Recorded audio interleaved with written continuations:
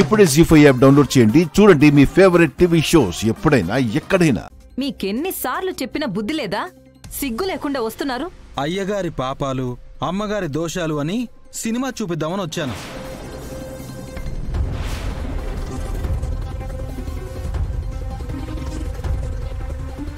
మహాదేవ్ గారు, రాకూడని టైంలో వచ్చి మీ అందరినీ డిస్టర్బ్ చేశాను. నన్ను క్షమించండి. మీ గూడెం జనాలు చేసే పని డిస్టర్బ్ చేసే పని.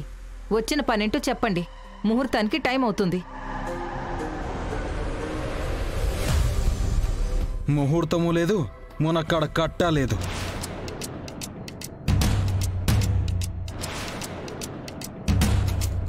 మీరంతా ఫీల్ అవుతున్నట్టు మిమ్మల్ని పున్నమి మోసం చేయలేదు. ఒక రకంగా మీ అందరికీ పున్నమి సాయం చేసింది.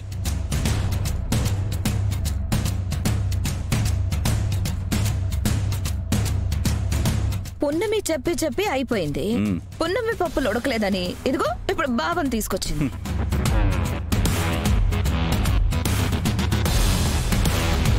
దొంగ బావ కూడా దొంగే అవుతాడు కానీ దొర ఎలా అవుతాడు? అత్తయ్య గారు, వీళ్ళ మాటలు పట్టించుకోకుండా ఈ పెళ్లి జరిపించేద్దాం. టైం అవుతుంది. జరిపించండి పెద్దమ్మా. మహాదేవి గారు, నిజానికి పున్నమి చెప్పినట్టు జాబిలమ్మ జాతకంలో దోషం ఉంది. ఆ దోషం ప్రకారం పెళ్లి చేసుకున్నవాడు 3 రోజులకే చస్తాడు. ఇది నిజం.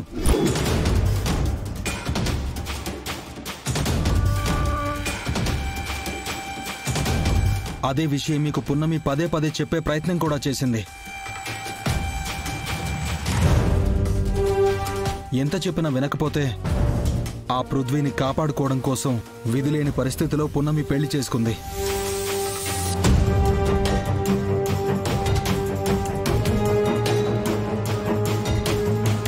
ఆ విషయం అగ్నిదేవి గారికి, వైదికమ్మ గారికి, పిల్ల జమీందారైన జాబిల్లి కూడా తెలుసు. అయినా ఆ విషయం దాచి పృథ్వీతో పెళ్లికి రెడీ అయిపోయారు. పెద్దమ్మా, వీడి మాటలు నమ్మొద్దు పెద్దమ్మా. అర్థమైంది. మీరెవరూ నా మాటలు నమ్మట్లేదు కదా. ఓకే, ఈ వీడియోలో చూసి అప్పుడు నా మాటలు నమ్మండి.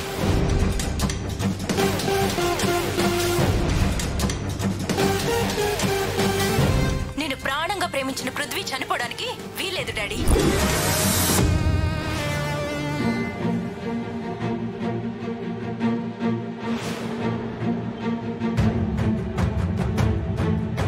మొన్న మీరు చేసినట్టు ఏ గొర్రెకో బర్రెకో ఇచ్చి నాకు పెళ్లి చేసేయండి.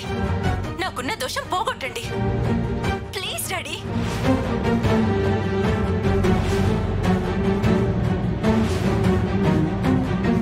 నీకున్న దోషం పోగొట్టడానికే కదా మొన్న ఎంతో కష్టపడి గొర్రెతో పెళ్లి ఏర్పాటు చేశాను.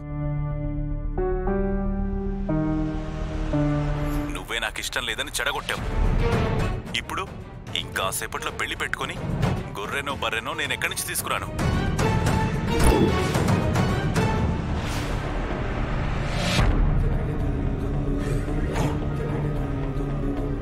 అంటే నా జాబిల్లికి నిజంగానే దోషం ఉందా?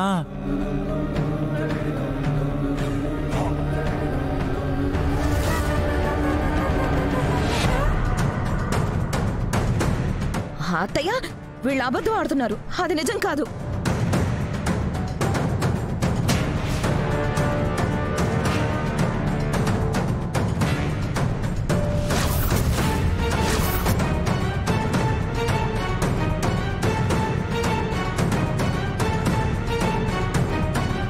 ఈ నిజాన్ని ఎందుకు దాచావు? ఇద్దరు చేసిన పనికి మంచి చేయాలనుకున్న పున్నమిని అవమానించారు, నిందించారు. ఇంట్లోంచి పాపం తనని బయటికి గెంటించేశారు. అమ్మా జాబిల్లి, నువ్వు కూడా ఎందుకమ్మా వీళ్ళతో చేతులు కలిపావు? తప్పు కదా. అన్నయ్య, ఇందులో జాబిల్లి తప్పులేదు. జాబిల్లి జాతకం గురించి మీకు తెలిస్తే తట్టుకోలేరని గురువుగారు చెప్పారు. అందుకే మీకు తెలియకుండా పెళ్లి చేసేస్తే దోష నివారణ కొంచెమైనా తగ్గుతుందనుకున్నాం. అంటే మీరందరూ కలిసి నా బిడ్డ ప్రాణాలు తీయాలని చూశారు. మీ బిడ్డకున్న దోషాన్ని నా బిడ్డకు శాపంగా మార్చాలని చూశారా? ఛీ! గొర్రె కసాయి వాణ్ణి నమ్మినట్టు నా బిడ్డ మిమ్మల్ని నమ్మాడు.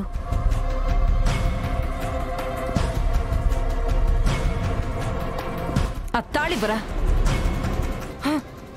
పంతులు గారు, పెళ్లి లేదు, పెటాకు లేదు, మీరు వెళ్ళండి. వెళ్ళిపోండి వెళ్ళిపోండి, మీరు వెళ్ళిపోండి.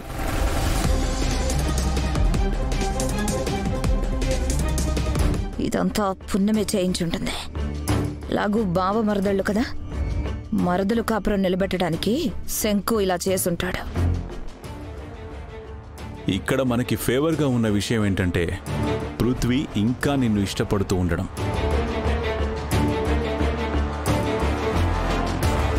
పున్నమిని భార్యగా అంగీకరించలేకపోతుండడం మనకి కలిసొచ్చే విషయాలు. సో ఈరోజు కాకపోయినా రేపైనా ఇంకో నెల రోజుల తర్వాతైనా నువ్వే పృథ్వీకి భార్యవి, ఇది కన్ఫర్మ్. అవును జాబిల్లి, నా కంఠంలో ప్రాణం ఉన్నంత వరకు నా ఇంటికి నువ్వే కోడలు. ఏంటి అందరూ అలా చూస్తున్నారు? రాత్రి తిట్టి తాళిబొట్టు నేలకేసి కొట్టి ఇప్పుడు నువ్వే నా కోడలు అంటున్నానేంటానా?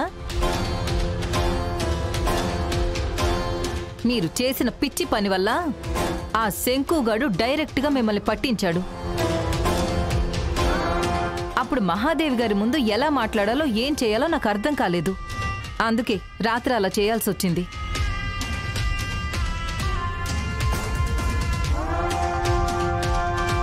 దాన్ని కోడలిగా నా ఇంట్లో అడుగు పెట్టనిచ్చినా ఈ ఇంట్లో దాన్ని ప్రశాంతంగా ఉండనివ్వను. నరకం చూపిస్తాను.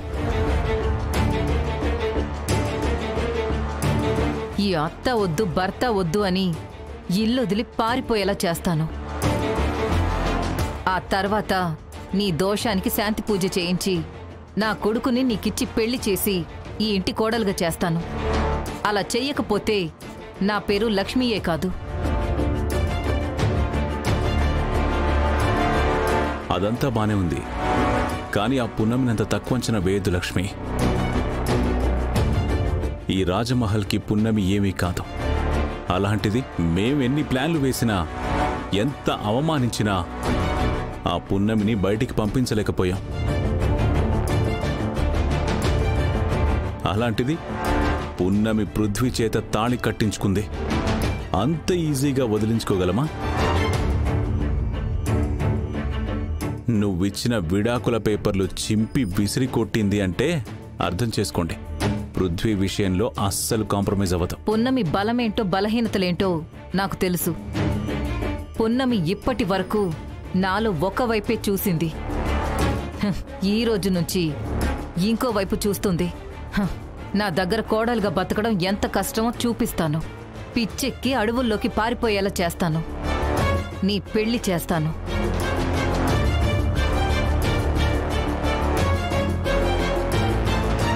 జీ5 యాప్ డౌన్లోడ్ చేసి అన్ని ఎపిసోడ్స్ పూర్తి ఉచితంగా చూడండి.